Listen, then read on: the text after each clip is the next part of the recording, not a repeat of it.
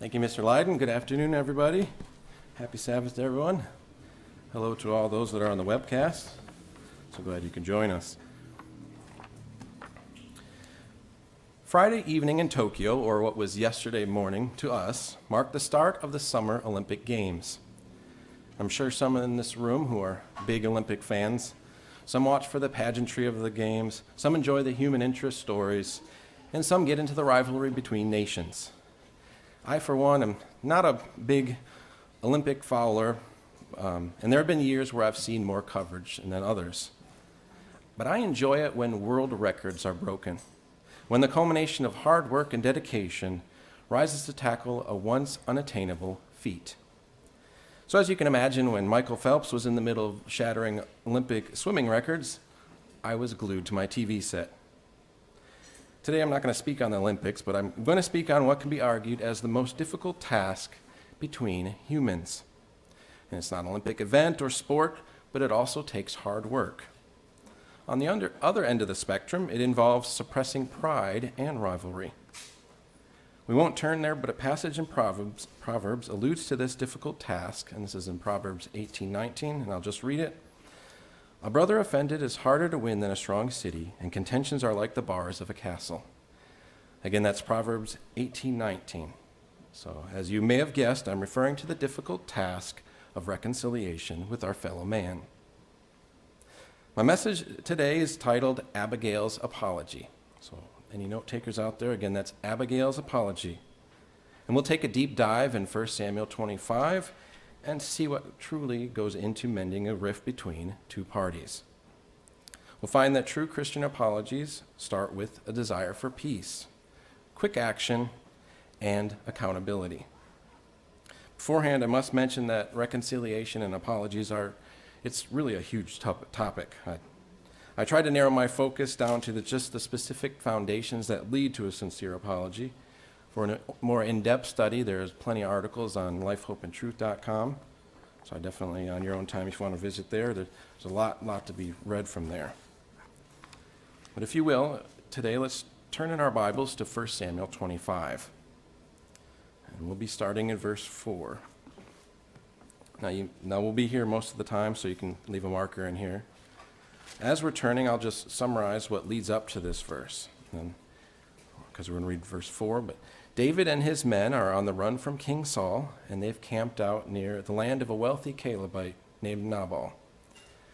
Nabal is a man of bad reputation. His name, used elsewhere in the Bible as an adjective, translates into foolish or vile. Thankfully, he's married to Abigail, a woman of good understanding. So let's pick up here in verse 4 of chapter 25, 1 Samuel. When David heard in the wilderness that Nabal was shearing his sheep, David sent 10 young men, and David said to the young men, Go up to Carmel, go to Nabal, and greet him in my name. And thus you shall say to him who lives in prosperity, Peace be to you, peace be to your house, and peace to all that you have.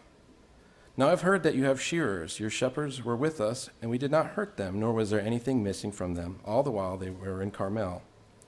Ask your young men, and they will tell you. Therefore, let my young men find favor in your eyes, for we've come on a feast day. Please give whatever comes to your hand to your servants and to your son David. So David's request is a humble and polite one. Let's continue reading here in verse 10. Then Nabal answered David's servants and said, Who is David, and who is this son of Jesse? There are many servants nowadays who break away each one from his master. Shall I then take my bread and my water and my meat that I have killed for my shearers and give it to men when I don't know where they are from? Now, obviously, Nabal's tone and inflection were of my own interpretation, but I tried to match the response that he gets from this. And David's response is to promptly arm 400 men and charge off after him. So maybe Nabal was just a little bit offensive. Let's just drop down to verse 14. Now one of the young men told Abigail, Nabal's wife, saying, Look, David sent messengers from the wilderness to greet our master, and he reviled them. But the men were very good to us, and we were not hurt, nor did we miss anything as long as we accompanied them when we were in the fields. They were a wall to us both by night and day, all the time when we were with them, keeping the sheep. Now therefore, know and consider what you will do, for harm is determined against our master and against all his household, for he is such a scoundrel that one cannot speak to him. Now this finally brings me to my first point. A true apology starts with an active desire for peace. Nabal's insightful servant reflected on the safety and security with David's men around, but he didn't just stop there. He tells Abigail that she should consider what she will do. Here he's echoing the wisdom of Psalm 34:14. Well, since this is a memory verse for most of us, we won't turn there, and I'll just read it. It actually was in the first hymn that we read or sang today, where Psalm 34:14 says, "Depart from evil and do good, seek peace and pursue it." Peace and harmony is not obtained passively. In our modern age of social media, it's easy to flippantly spout off like Nabal, but much harder to delicately yet steadfastly maintain peace. It takes a conscious effort to not give in to the ways of the world, but to strive for peaceful relations. Once peace is the goal, my second point is that reconciliation requires quick action. Let's continue to read here in this passage and where we're at, pick up the story, but we'll start here in verse 18. Then Abigail made haste and took 200 loaves of bread, 2 skins of wine, 5 sheep already dressed, 5 seahs of roasted grain, 100 clusters of raisins, and 200 cakes of figs, and loaded them on donkeys. And she said to her servants, "Go on before me, see I am coming after you." But she did not tell her husband Nabal. Again, this section shows that Abigail is willing to keep the peace without much hesitation. Now, her decisiveness may have been partly motivated by fear, but how could she know that 400 sword-wielding men were on their way? She simply didn't know the details of that. She, like the servant, knew that Nabal was an unreasonable and unapologetic scoundrel. He had created a highly contentious situation that required minimum discussion and a swift response. Keep a marker here in 1 Samuel 25, and we'll turn to Matthew chapter 5.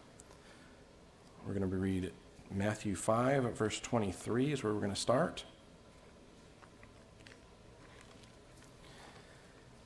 Here we read Jesus' own words, often referred to as the Sermon on the Mount. And as we know, the spirit of the law had been lost on Israel.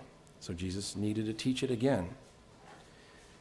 He had just explained that murder starts in the heart when transitioning to verse 23 of chapter 25.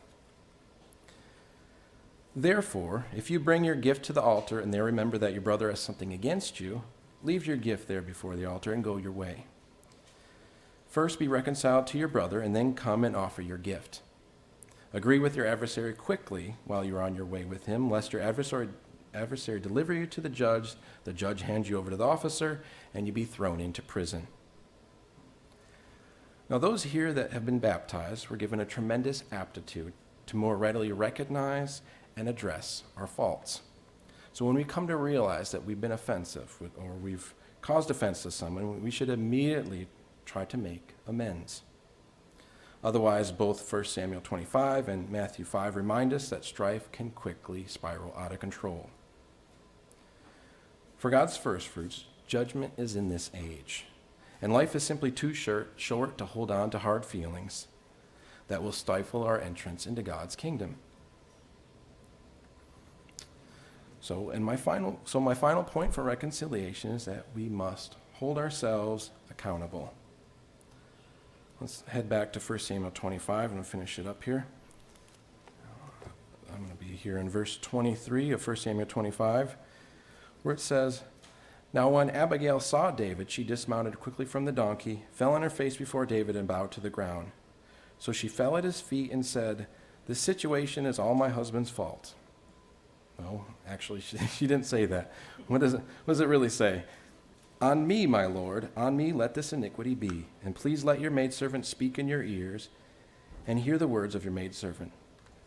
Please let not my Lord regard this scoundrel Nabal, For as his name is, so is he. Nabal is his name, and folly is with him.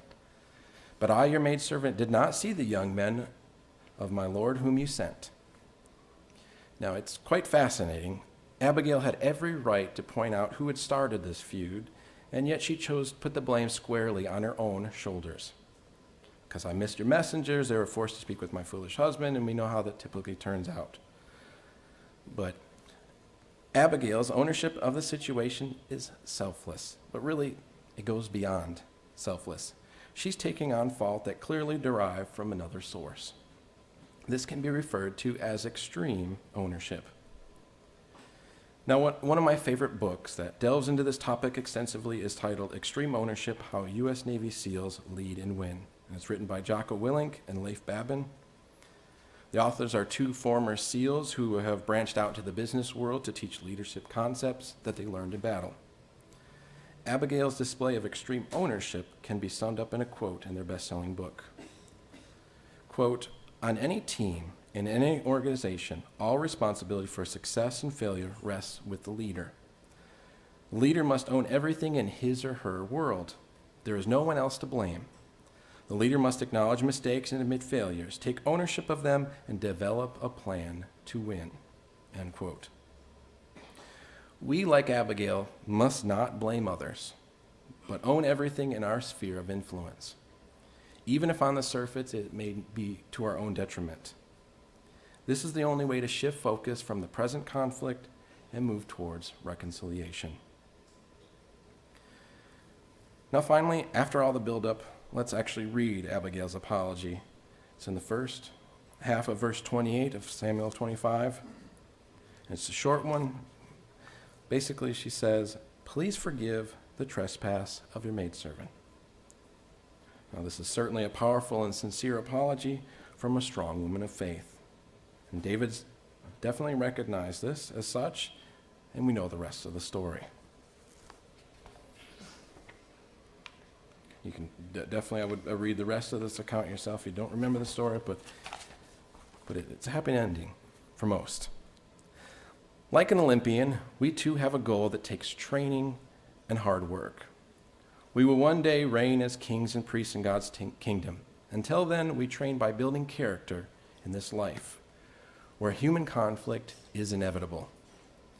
But, like Abigail, if we have a desire for peace, quickly act on that desire and hold ourselves accountable, we are well on our way to that goal.